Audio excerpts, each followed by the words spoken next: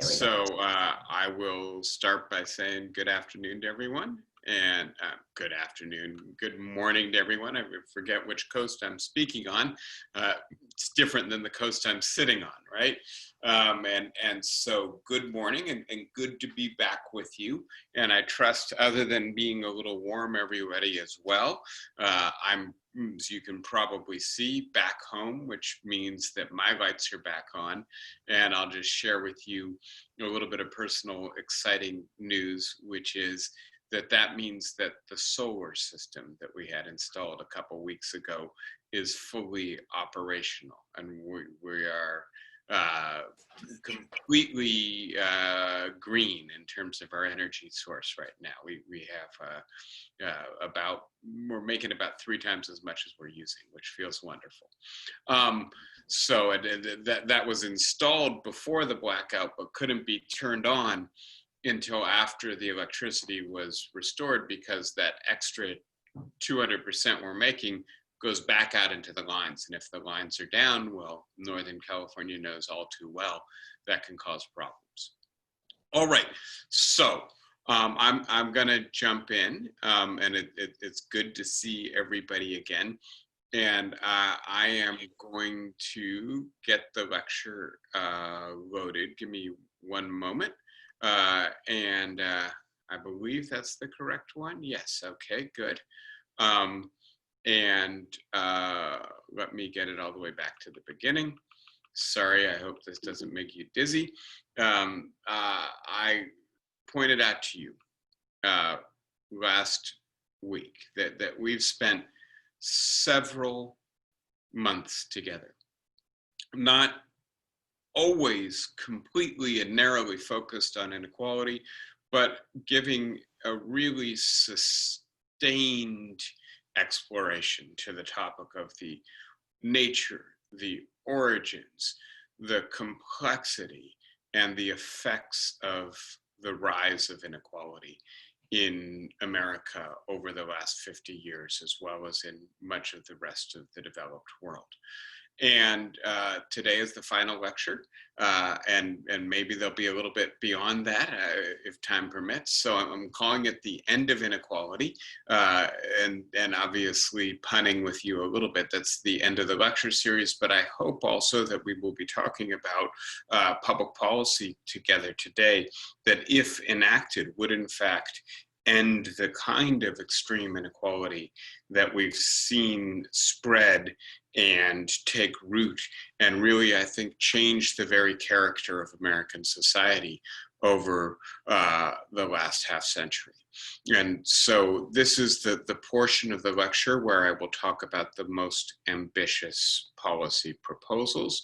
I will review a little bit what we discussed together last week. And so I divided the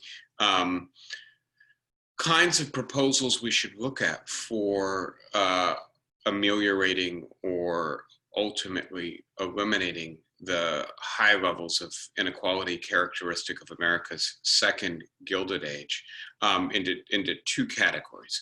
And the idea here is that although we need ambitious and therefore difficult to pass and enact federal legislation to ultimately return us to a level of inequality that is, in my mind, not only just, but compatible with the democratic aspirations of American society, we also need short-term measures.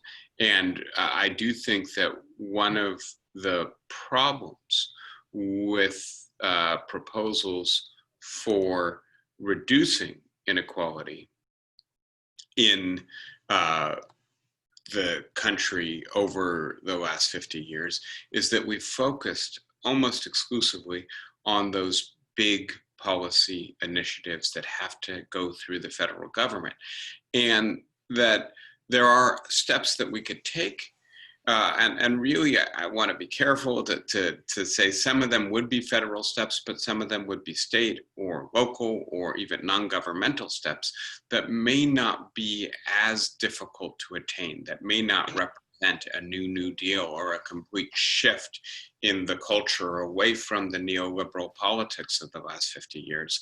And that one category of those shifts are those shifts that can be justified as an immediate response to the coronavirus and its economic impact. And so last week I spoke with you about job creation and housing reform and healthcare as falling under those categories. Yes, these are things that we needed before the pandemic attacked us, but they are also things that the need for has become especially urgent in light of the economic effects, the social dislocation that the pandemic has caused and will continue to cause for the foreseeable future. And so that's one category of low-hanging fruit, if you will, at least one category where the logjam in the federal government might be broken not by a fundamental change in the composition of Congress or the culture of our society, but instead by the immediate circumstance of the pandemic and its economic effects. The other category concerns efforts that can be made at the non-governmental level, whether that's through organizations that can change their own policy, and I focused on colleges and universities last week, or individuals who can change their behavior. So that's where we looked last week, and I want to emphasize that those steps don't require a Joe Biden victory or the Democrats retaking the Senate or remaking the federal judiciary. The steps that we're going to consider today probably do. And so these are more difficult, in a sense, less probable, more long-term steps. And to be clear, the first stage steps would be significant in and of themselves. They are necessary steps, but they would not be sufficient. We also need ambitious, difficult federal legislation that is equality promoting legislation. So just to refresh your memory, we talked about job creation. We talked about affordable housing and healthcare reform as responses to the fact that tens of millions of Americans have lost their jobs in the last 6 months. Really an unprecedented contraction in the labor market, unrivaled by anything since the Great Depression, that we are currently delaying a massive tsunami of evictions, but that won't last forever. And that many of the people who have fallen behind on their rent and who are currently protected by a moratorium on evictions will probably never be able to catch up again. And so unless there is something that is done to bolster the capacity of people who are behind in their rent to stay in their current housing or get new affordable housing, we are going to have a crisis. Let me revise. We already have a crisis of eviction and affordable housing. The crisis will be exponentially amplified by the pandemic if we do not do something about it.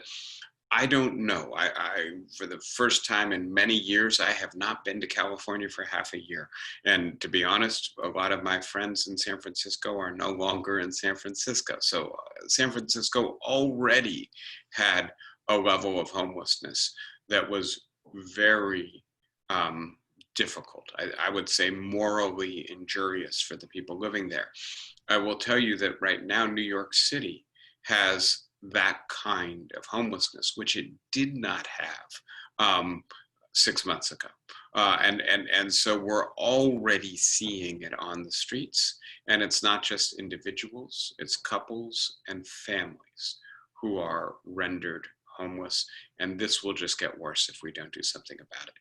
Healthcare reform, as I mentioned last week, so many people rely on their private employer to provide health insurance. As tens of millions of people have become unemployed, and as the proportion of those unemployed shifts in the direction of permanent as opposed to temporary unemployment, we're going to see more and more Americans losing their health insurance. And so those are three proposals which it seems to me we might actually do something about here and now, not as per se a nationwide pivot in the direction of greater equality, but in an intelligent, long-sighted way while responding to the pandemic. The fourth and fifth policy proposals reflect the idea that not all of this requires governmental action. By the way, affordable housing can be done at the municipal, regional, as well as the national level. It doesn't have to wait for national legislation. Colleges can reform their own admissions processes. That doesn't require governmental action. As a matter of fact, if the government were to intervene, colleges would probably resist. What we need is what I would call a norm cascade, that enough colleges say, we can't look in the mirror and honestly affirm that our admissions are fair or meritocratic anymore. Our admission system is broken. We have to change it. And if 20-25% of the colleges and universities in the United States do this, there will be almost irresistible pressure for the rest of the colleges and universities to follow suit. Finally, individual equality promoting behaviors. And here the test is what you're doing for yourself or for the ones you love or seek to benefit, something that is universally available in our society? Or is it something that by doing for yourself or those you love, creating a advantage, a privilege that you know that many other Americans cannot possibly avail themselves of? In which case, I'm not saying don't do it. That would be perhaps unilaterally disarming. But don't do it exclusively. Find some way of benefiting yourself or those you want to benefit that also benefits those who cannot afford it. And in a sense, to communicate that that's what you're doing, it might be that you end up doing less for those you love in order to also be able to do something for somebody who's less advantaged. Let the people who you're benefiting, but maybe benefiting less, know that you're doing this and why you're doing it. Because frankly, a new generation is coming of age in a very unequal America, and we don't want them to normalize the idea of inequality, to become simply accustomed to the idea that people like me have these advantages and the rest of the world doesn't, to instead be self-conscious, to open up a little bit of a critical perspective on the fact that America wasn't always this way and doesn't have to be this way, and to also perhaps instill in them the idea that if you do have resources that allow you to advantage yourself, you may also have a duty to share those resources with those who do not. Better to have the government doing it, but let's not wait for the government to do it. If we know that that's improbable, that does not remove the duty. It means we have to find less coordinated, less social, more individual ways of doing it. But I do think that we can. I'm not going to go into all the details of the example of the educational reform. Again, I just want to refresh your memory to the fact that the American college admissions system rewards disproportionately, almost exclusively, those in the top 10 or 20% who are able to spend the $6,000 to $8,000 a year that the wealthy are spending to prepare their kids for college admissions. And at the same time, what that means is we are punishing those who cannot afford to spend that amount of money.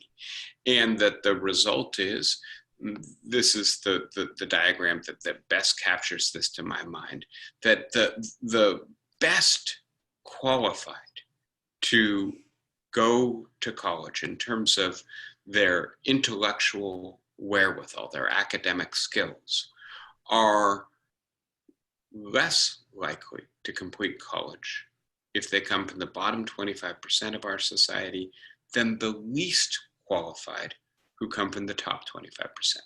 Wealth trumps ability in college admissions today. And what this means, I'm sorry, I don't think I want to put this diagram here. I didn't look in detail at this diagram, but what you can see, if you're in the top 1%, the majority of your students either go to private nonprofit schools, particularly selective ones, right? Or public universities, especially the better public universities. I don't know why UC Berkeley is not on this diagram. I wish I could figure that out, but I haven't been able to. Whereas if you're from the bottom 20%, you have basically the vast majority of the people not attending college during the main college attendance years at all. And then a much smaller portion attending public universities and a much smaller portion attending private or for-profit universities. By the way, for-profit universities, as you are aware, are mainly a scam. And so a very small percentage of the top 1% children attend for-profit universities. A larger percentage of the bottom 20% are preyed on by those institutions. And just to be clear, colleges and universities by themselves can promote mobility. And what this shows is that if you go to one of the truly elite colleges in the United States, even if you're from the bottom 10% of society, you earn almost as much as somebody who's from the 90th percentile. If you go to the more selective colleges and universities, again, there's not much of a difference between the income outcomes for those who are quite poor in terms of their parents' income and those who are quite rich. If you go to a selective public university, there's a less income for everyone as a result of the value of that degree, and a little bit steeper gradient in terms of the difference between those who are less affluent and those who are more affluent. But if you compare that with the steepness of the gradient for all children, you can see access to good education still is an equalizer. The problem is that the access itself is so unequal that American higher education, at least at the selective private and public universities, has become a mechanism for transmitting privilege, advantage, inequality across generations. And this would be deeply upsetting. I'm sure many of you actually are deeply upset with the architects of our public university system in the 1950s, who saw it as a major equality promoting institution. All right, so that's just the review. Now let me get into the moonshots. 20 minutes. Say it again. Were you talking to me? I couldn't hear. No? Okay. Sorry, I heard background and I wasn't sure. By the way, if you have a question or a comment, just hold down your space bar. I will make some time for that at the end. So let's get to the second stage of reforms. And this is the heavy lift, the difficult stuff. And I've put this in somewhat the order that I think is most important, but I'm not sure about that. I think any of this will be both difficult and extremely beneficial. As you will see, There are what, 1, 2, 3, 4, 5, 6, 7, 8, 9, 10, 11, 12 proposals here. And that's a lot. And this would probably, as moonshots tend to, take a decade of concerted effort in which there was sustained national political will behind it. And I don't think we're there yet, but I do hope that the coronavirus may be changing our culture a little bit, that the greater attention to racial injustice in our society may be promoting more concern for justice issues in general, and that in particular, the naked, symbolic, nationalist policies of Donald Trump are revealed, it seems to me, to an increasingly large proportion of the population as what they are, which is really good at getting you riled up and making you feel maybe that somebody feels your pain and is on your side if you are a white working class American, but frankly, totally ineffective at changing anything.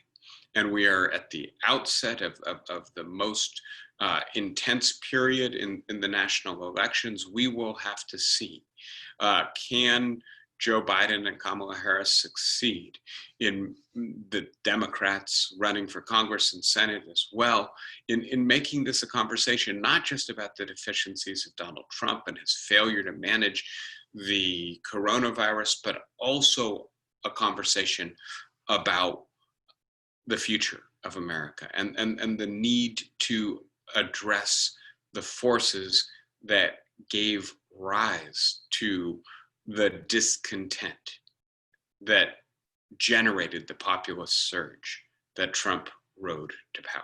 So first things first, systematic tax reform. And I'm going to start with a regressive tax, not a progressive tax, right? A tax that actually hits the poor and the working class and the lower middle class much harder than it hits the wealthy. And that's a value-added tax. And a value-added tax is a national sales tax. And this is present in most European countries, many developed Asian societies as well.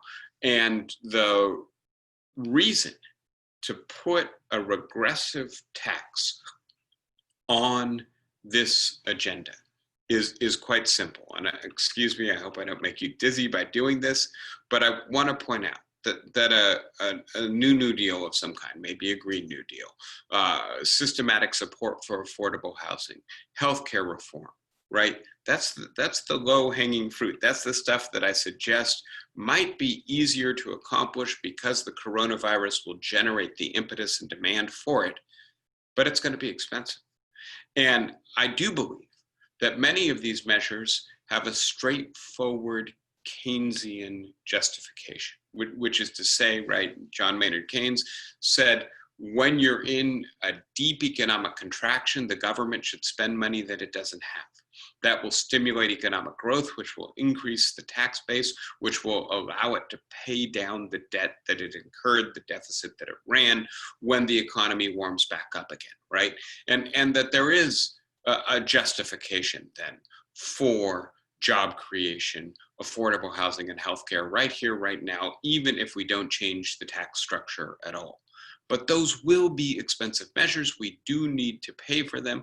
And one way to pay for them would be through a national value-added tax. It's regressive because the poor, the working class, the middle class spend more of their income on an annual basis than do the affluent, right? And so in essence, even if everybody is spending the same amount, the amount that's being taxed is a much higher proportion of the income of the bottom 50% than it is of the top 20%. The reason this nevertheless amounts to a progressive overall fiscal policy for most of the countries in which it's implemented is not because of the way the tax is collected, but because of the way in which it's spent. And so if we use a value-added tax to create jobs that are great 21st century middle class jobs, that are knowledge economy jobs, if we use them, the money collected to subsidize affordable housing so that Americans who are not already affluent can move to the hubs of economic growth and job creation around major cities in the United States and afford to live there. If we use it to subsidize healthcare for Americans who are paying way too much of their income or don't have it at all, then although it's a regressive tax, it's funding progressive measures. And in a sense, more goes back to those who don't have resources than goes out of their pockets. And so that's the idea of a value-added tax. Very quickly, this is a little technical, but a Tobin or Tubin, I believe is the right way to pronounce it, transfer tax is a tax on the transfer of wealth across national borders, the international transfer of resources.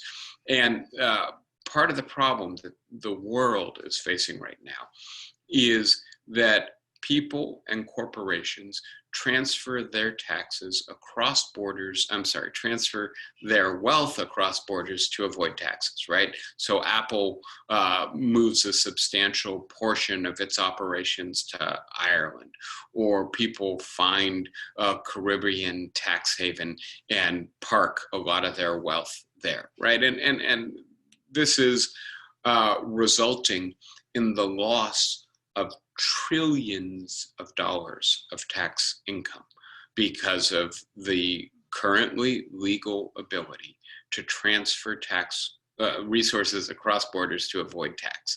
And what the Tubin transfer tax proposes is essentially that anytime you transfer wealth across borders, you pay a tax. Might be a fraction of a percent, but it would, on the one hand, allow countries to recuperate some of that lost tax wealth, and on the other hand, disincentivize gimmicks that are there exclusively to avoid taxation. So that's a second idea.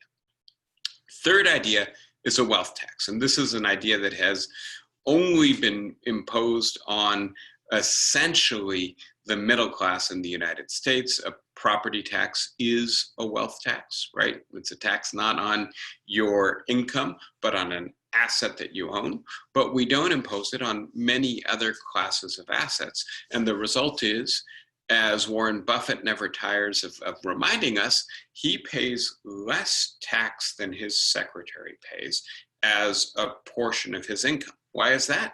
That's because although he's one of the wealthiest men in the world, he structures his income to be quite low and to come in sources that are not heavily taxed. And what a wealth tax does, and you may know Bernie Sanders, Elizabeth Warren, and others endorsed this as part of the Democratic primary presidential campaign, and it is growing in support among Democrats. It's a tax that targets wealth, not income, overall assets. And I think the intelligent plans target large amounts of wealth, say $1 billion or more, and target them for maybe 1 to 4% per year taxation. And this would do two things immediately. Well, one thing immediately, one thing in the long term. The immediate thing it would do would be to greatly increase the tax revenues to be able to subsidize and ultimately pay for those low-hanging fruit proposals and maybe some of the more expensive proposals on my long laundry list here. But what it would also do in the long term is slowly reduce the concentration of wealth in the United States. And one of the reasons to favor a wealth tax is because the concentration of wealth has become so extreme that income taxes or inheritance taxes alone will not do it. And by the way, I have not put a separate category in here for inheritance tax. Perhaps I should have, but I would include inheritance tax as a wealth tax. And obviously, we need to make our inheritance tax more progressive, return it something to somewhere close to where it was in the 1950s, 60s, and 70s, when you could not transfer large fortunes to your beneficiaries without paying at least a substantial portion in taxation. Now, the first three proposals, those are all new taxes, right? These are not things that have been done in the United States up until this point. The next two are reforms to the existing tax code. And I'm going to move now away from this list and into a little bit more detail on taxation. I want to point out to you some of the literature that's out there that I'm drawing on. My single biggest debt is to Emmanuel Saez and Gabriel Zucman, professors at UC Berkeley, The Triumph of Injustice, How the Rich Dodge Taxes and How to Make Them Pay. There's a more kind of popular journalistic account and more historical by Sheev and Stasavage, which is called Taxing the Rich, A History of Fiscal Fairness in the United States and Europe. And then for a more philosophical account, The Myth of Ownership, Taxes and Justice by Liam Murphy and Thomas Nagel. And I'm not going to concentrate on it. There's quite a debate between Murphy and Saez and Zucman. These people don't necessarily see eye to eye, but my point is that there's a rich, interesting literature out there with lots of policy proposals. Of course, we would add Thomas Piketty to that list. And he is one of the major advocates of a wealth tax, as well as strong progressivity in income tax. So let's start by thinking about ideas to guide tax reform. And I want to start with the idea that we should not focus narrowly on revenues. And I think in a sense, part of the problem with the neoliberal political discourse in the United States over the last 50 years is that we've thought about taxation almost exclusively in terms of revenue and narrowly economic effects. But what the New Deal did, and really what made possible the contraction of inequality in the middle of the 20th century, ways we studied months ago, is to really concentrate not only on revenues, but on the distribution of income, wealth, and power in society. And then in particular on the more or less constructive uses of wealth and incentives. The tax code affects the kinds of economic incentives. If you make more than $1 million a year and 90% of the amount you make over $1 million is taxed away, as it was in the 1960s, well then why do you care about making more than $1 million a year, right? It changes the economic incentives people have for getting greater income or getting greater wealth. And that actually changes the very character of society. So the next thing to do is to recognize that concentrated wealth means concentrated power. And so I'm going to go through 4 kinds of power that result from concentrated wealth. One is political power, the ability to influence governmental policy, right? And we see it in America today. I shared with you a couple weeks ago diagrams showing you that the vast majority of money spent in American politics comes from 0.1% of the population. A tiny fraction of the population finances most of the political activity in this country. Of course, they have a disproportionate effect on the political agenda. Of course, they act like a screen, preventing politicians who might challenge their interests from gaining political viability. We like to criticize Iran because the Ayatollah and the mullahs get to screen in advance and disqualify political candidates that they do not like, that don't pass muster with their conservative Islamic orthodoxy.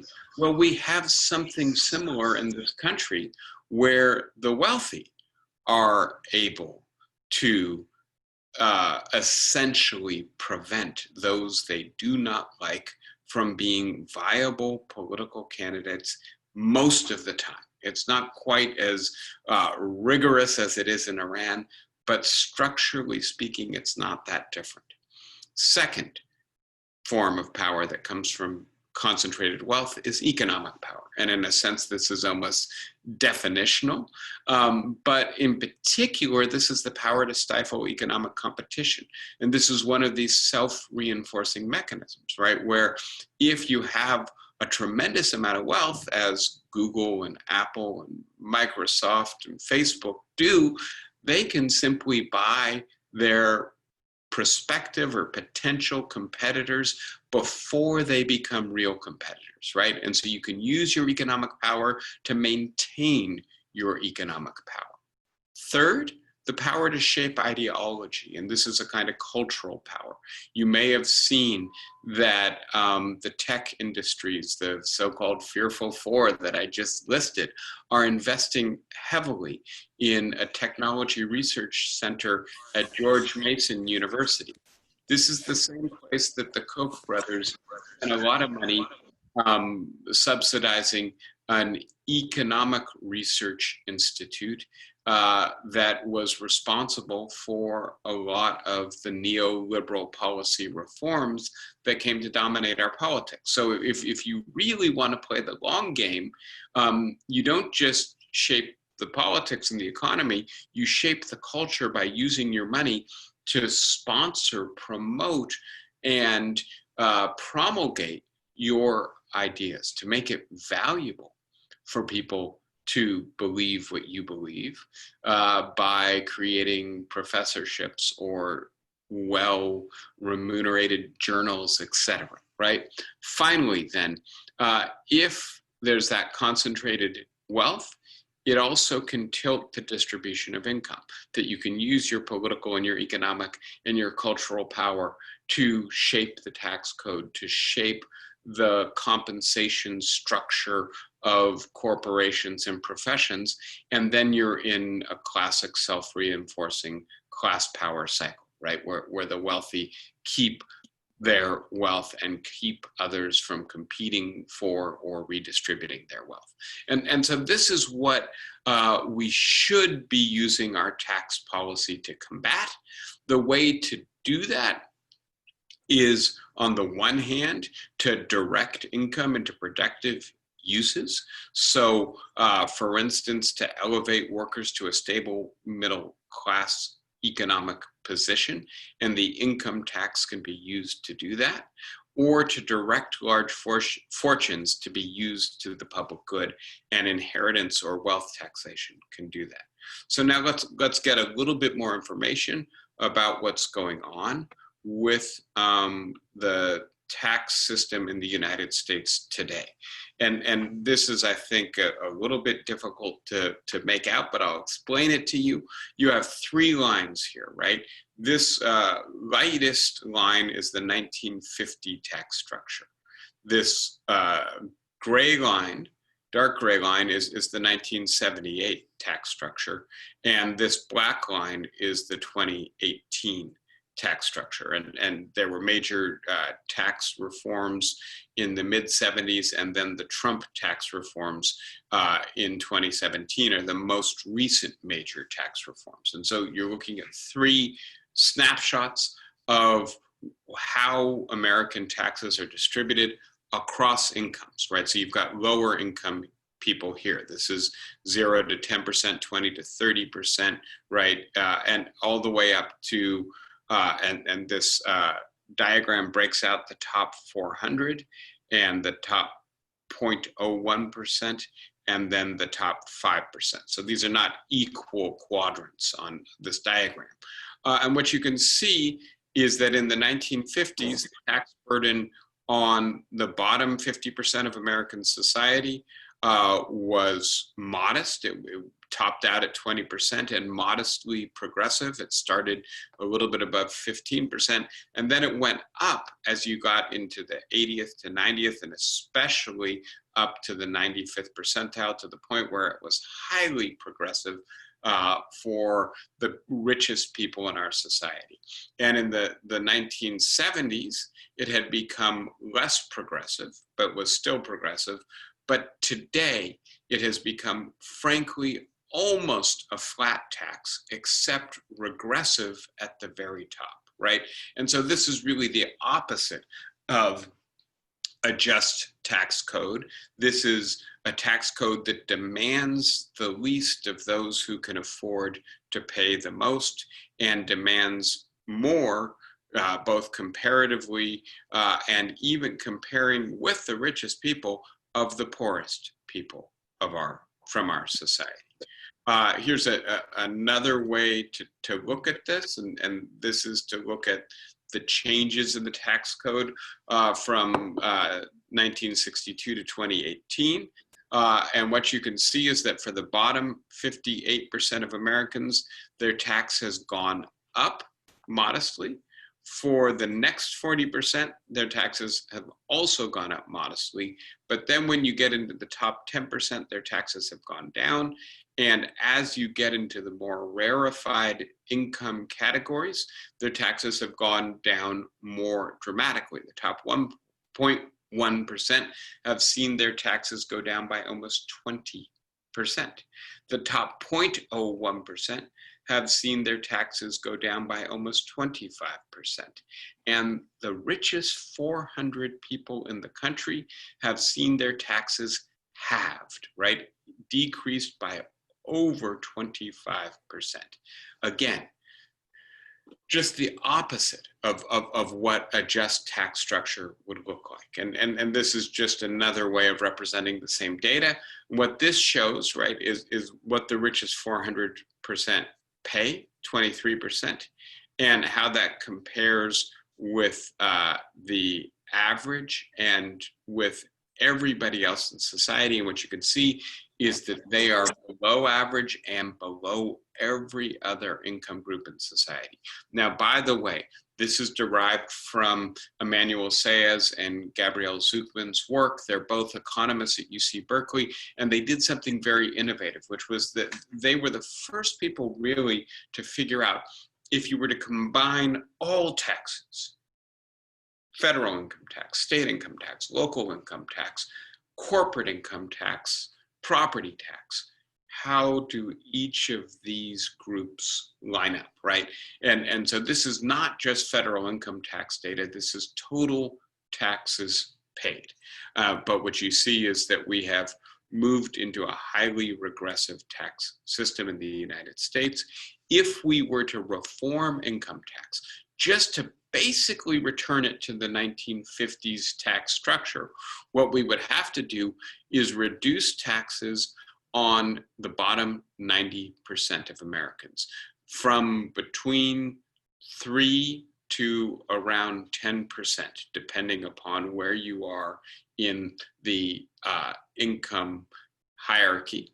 But note that a lot of people who are in the middle class would get basically an overall 10% income tax, right? People from around the 30th percentile in terms of income to people around the 70th to 80th percentile would be seeing their taxes go down around 7, 8, 9, almost 10%.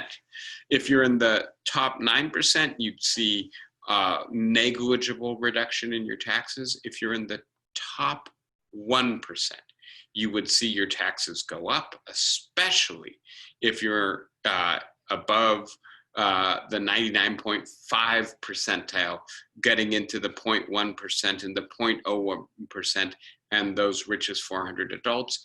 And note that doing this, which was to say cutting taxes for 99% of Americans and raising them for 1% of Americans, would result in increased income tax revenue.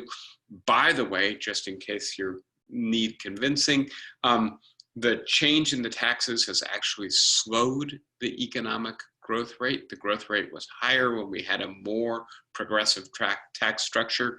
It's hard to say that the growth rate has slowed because the tax structure became more regressive, but I think it makes it pretty safe to say that if we do restore a progressive tax structure, we don't have to worry too much about slowing economic taxes. Now, in addition to that, let me just show you very quickly. I've been talking with you about wealth taxes.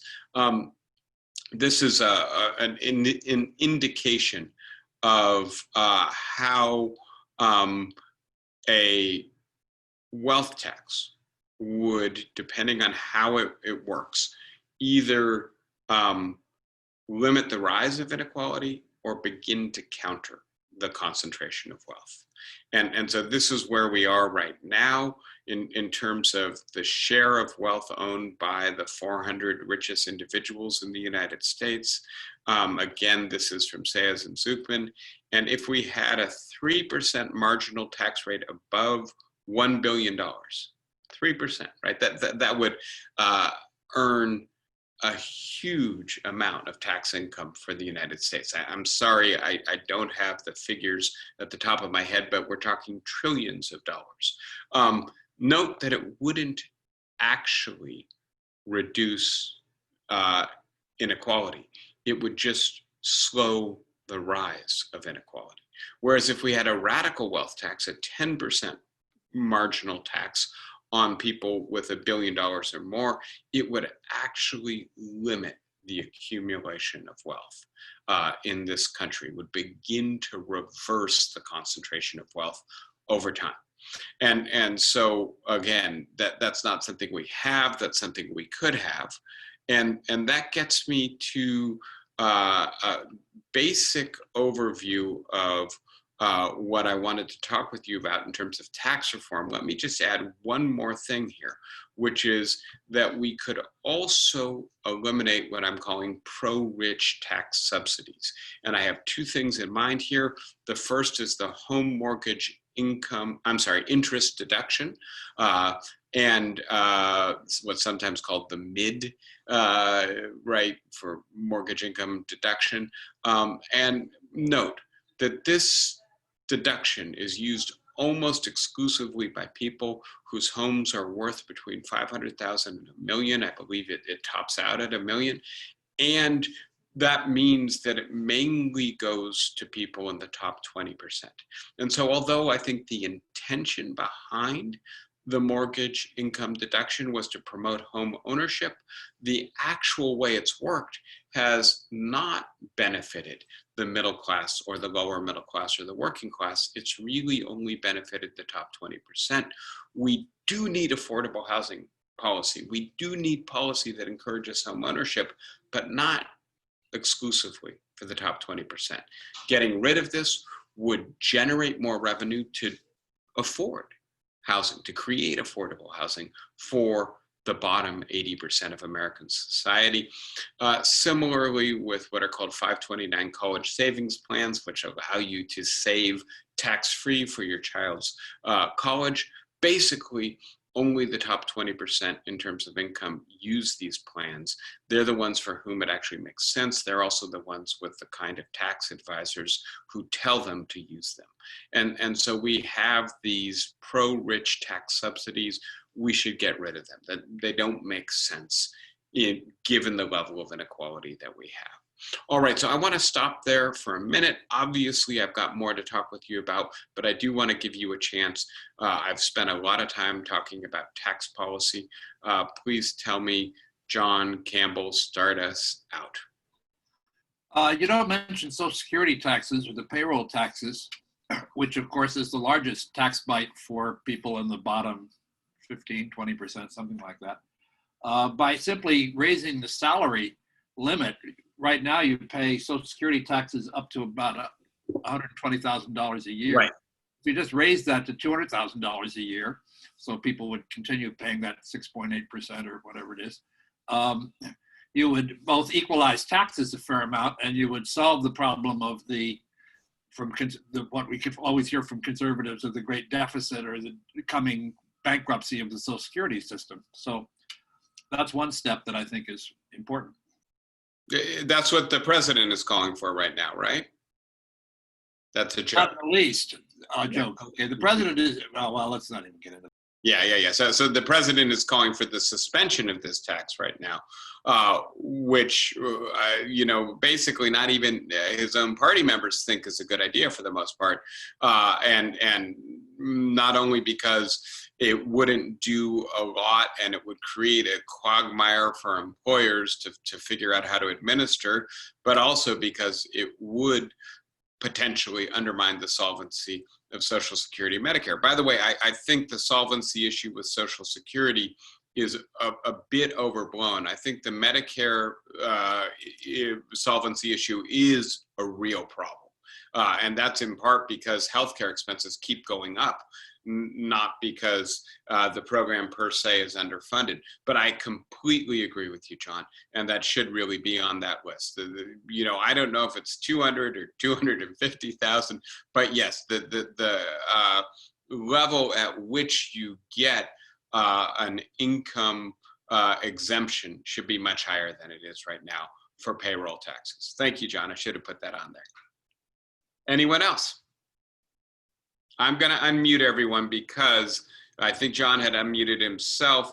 Many of you can't talk right now. Now everybody can talk. Please beware that your background noise will be picked up. Anybody have a comment at this point? I still have a problem with the idea of the wealth tax because the people that's going to hit are the people who are very good at hiding wealth, and a lot of their wealth is very, very hard to value. I think that the other problem with it is you have to keep doing it every year. So this is a very, very difficult task to be repeatedly conducted. Whereas if you do a really confiscatory estate tax, you only have to do it once. So that's my view on the whole thing. And I don't entirely disagree with you, Matt. I would point out that Sayers and Zuckman spent about a third of their book on how to administer this, and they do believe that it can be done without much more difficulty than a property tax. So we just note that we do solve the problem with a middle income wealth tax already. And they have creative proposals both to solve the valuation problem and to also solve the problem that many of these assets are not liquid assets, right? So how do you get people who are high wealth, low income to be able to afford the taxes, right? They've got creative solutions. I'm not going to go into them because it gets very wonkish very quickly. Here's the problem with an aggressive estate tax, and that is if fortunes accumulate rapidly, as we've seen with the new knowledge economy, power accumulates rapidly. And so I think a generation ago, everybody or almost everybody agreed with you. That was it. Let the people keep their wealth for their lifetime. Just don't let it become intergenerational wealth. And then you get something like a caste system, closure for the wealthy, keeping everybody else out of real concentrated wealth. The problem is in a knowledge economy, it seems like what's called the first mover advantage. And again, I don't want to get too wonkish, but if you get the best search engine first, like Google did, you may be able to keep everybody else out, and you may end up getting really wealthy really fast. And so what Sayers and Zuckman are concerned about is that right? That you need to prevent the concentrations of wealth even within a lifetime. So, let's not get too technical here. It might be that you combine that with the idea that the wealth tax is not perhaps as difficult to administer as you think, and you would overcome some of your skepticism. I'm not sure. By the way, many European societies had wealth taxes a quarter century ago. Many of them have eliminated them over the last 10 or 20 years because they've found them difficult to administer. So there's some good recent evidence that you may be right, Matt. I have a question. Yeah, who is this? It's Doris. Oh, hi, Doris. Hi. This is all. Doris, I lost you. Bar down? Hold the You're- bar down? I can hear you now. Say it again, please. Okay. Well, I'm just thinking that, you know, we hear that, and we know that the small businessman are the people who have really suffered with this COVID, and they are the engine for life, you know, for so many of us. So where does a small businessman, I don't understand. I mean, the capitalistic system does not allow the small businessman to remain small. Is that right? So, Doris, I think the first half of your question is absolutely spot on. We did put in place at the early stages of the coronavirus 2 policies, PPP, Payroll Protection Plan, and then a number of SBA, Small Business Administration programs to help small businesses survive. Please note that the unemployment insurance supplement, in a sense, was another form of support in that it allowed many small business people to furlough their employees, to let them go without firing them, knowing they would be all right and that they could come back when business picked back up. And so I think you're absolutely right that we're facing a collapse of small business in the United States. And that if you think about your favorite cafe, right, you can walk down, what street is Piedmont Garden on, 41st Street? Yeah. So you can walk down 41st Street, and on your left, there's Starbucks, and on your right, there's a local cafe. That's good, right? Gone. They're both gone. They're both gone.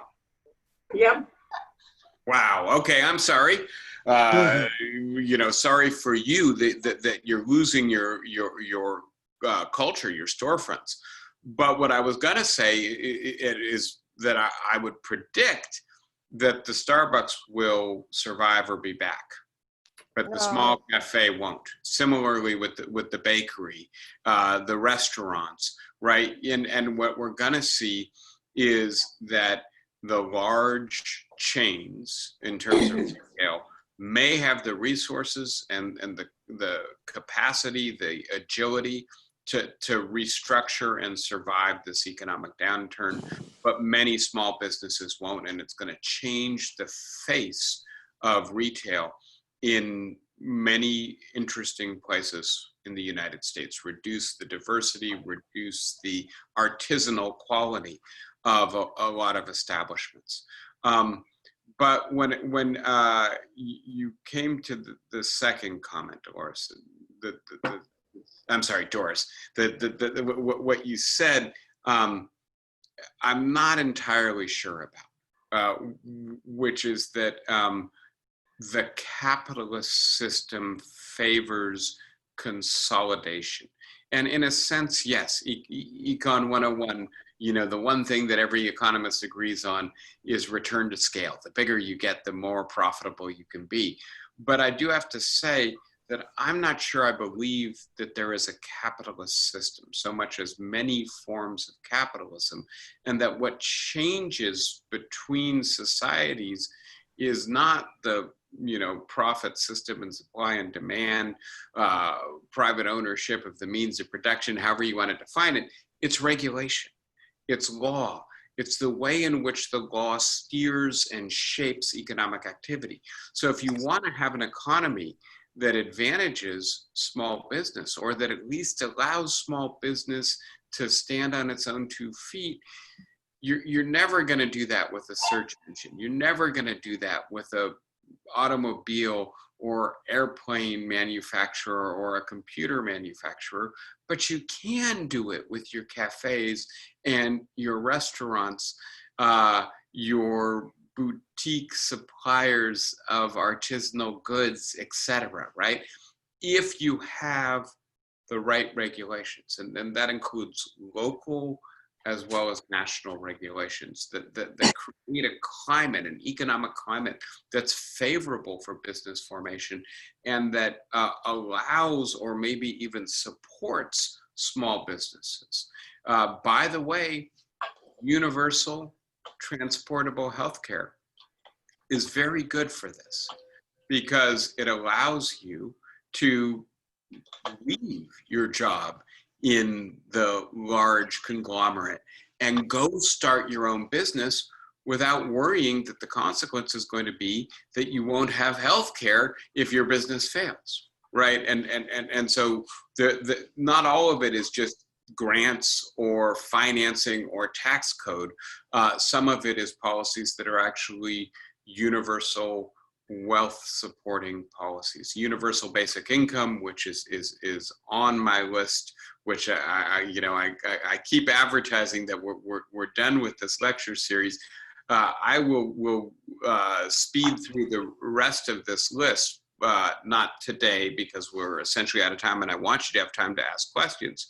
But please note, universal basic income or some kind of decommodified social income is, among other things, right, a very good way to encourage people to take the risk to leave their big employer and to move over to a job at a business that they've created themselves or one of their friends has created. So I want to say I am worried like you that given what's happening in this country, many small businesses are going to go under. That's going to be bad for the people who own those businesses. That's going to be bad for the people who work for those businesses, but it's also going to be bad for the culture, the ecosystem, the economy of our towns and cities. They're going to become less interesting, less attractive, less unique or different or diverse.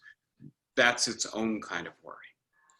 Thank you for the question. No, but Go ahead, Doris. You have a follow-up? Yeah, please. just as a follow-up, just in talking about our life and how things have changed, the whole idea of shopping is going online. Yeah. And that is also going to shape our culture. Yeah, of course. And even before this began, Amazon bought Whole Foods, right? You have to recognize what that means. A major online retailer bought a major brick and mortar retailer. We were headed in this direction. But yes, safety demands that we do this if we can. By the way, this is a so-called risk shift, right? We're making other people bear the risk of shopping for us. And it's got a racial as well as a class dimension to it. The people who are staffing the Amazon fulfillment centers and driving the Amazon trucks to our curbside are majority Black and brown, right? And so yes, and again, I do think there are advantages, obviously, to shopping in person, seeing what the produce looks like, to being able to look at this week's specials, etc. But I do think that it's likely that the contraction as well as the transformation in economic behavior won't go away once the coronavirus goes away. There will be lasting changes. It's also going to accelerate the adoption of automation, of replacing employees with robotics or drones or whatever it is. sorry that the news is not better, but I'm a little stunned to hear. Is the cancer store still there? The clothing, used Yeah. clothing store? Yeah. Good, yeah. The bakery? Yes. Yes. Yes. Okay. It's open and doing fine. And Yeah, so everybody's going to get their coffee at the bakery because Starbucks and the they're other going there. to Pete. It's only You're take, going to Pete's, that's right, there's Pete's just a block away. all of them are only pickup. And any other question for today? Yes. Well, yeah. Who is that? Is that Dawn? Don Alter, yeah. Yeah, go ahead. What about the tax on transactions on the stock market? And is that incorporated in one of your lists? So there is a version of the Tobin tax, which is a domestic tax, but the version I'm concentrating on is a global tax. And so what I would say, and I've concentrated on income tax as being the most directly equality promoting. But you're absolutely right that we should be looking at corporate taxation as well as taxation on dividends and investment income as well. Not just in terms of a wealth tax, but in terms of a transaction tax. And that has become much, it's gone down by nearly 50% over the last 50 years. So yes, Don, that would be another place that we should be looking. Thank you. Thank you. All right, everybody. Great as always being with you on a Saturday There's one last morning. question. There's one There's last another question. question. Oh, please go ahead. Who is that? Suzanne Gomez. Go ahead. Suzanne. Yep. Yeah, isn't it the case that, were you going now? No, Suzanne, please go ahead. Okay. There's nothing new about small business going under during a period of contraction or recession or whatever you want to call this. I mean, that's been the case ever since monopoly, the capitalism, became the form of capitalism. And so at least a century and a half, no? Yes, since the robber barons, right? Right. So let me just again preview something that I want to talk with you about a little bit next week. And I promise I'll get on to contemporary politics because I know we're all eager to talk about it. But among the things that we need to be doing to address inequality in the United States, among the difficult but extremely important and necessary measures, is aggressive enforcement of antitrust law and beefed up banking regulations. And so you're absolutely right that we had an era of monopoly capitalism under Teddy Roosevelt and the progressives. We actually passed laws that broke up some of that concentration, made those monopolistic and anti-competitive practices illegal, and then we actually did trust busting, right? We didn't just pass the law, we enforced the law.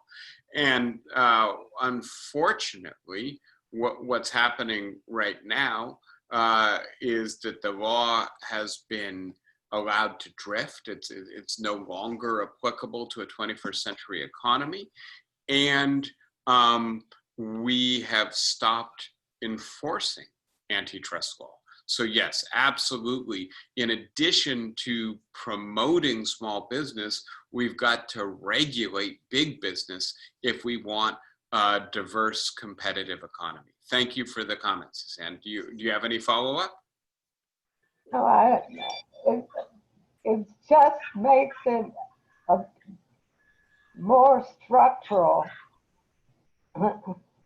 Good. it's part of how the system operates.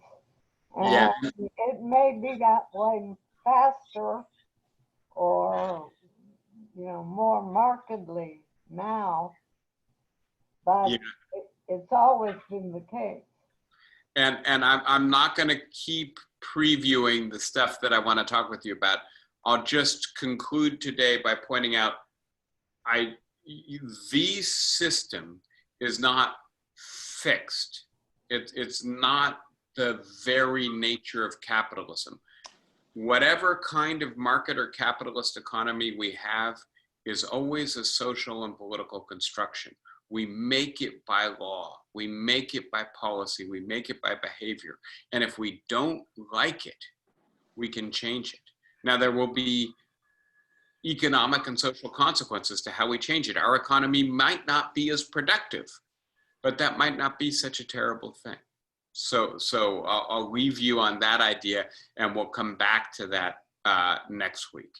I know you all will continue to be careful and safe. I hope you will also have some fun, keep your sense of humor about you. We will have plenty to talk about next week as the presidential, the thick of the presidential campaign is going to be right upon us. Take care, everybody, and I will talk to you next week. Thank you. Bye-bye. Thank you, Thank you, David. David. My pleasure as always. Bye-bye, everybody.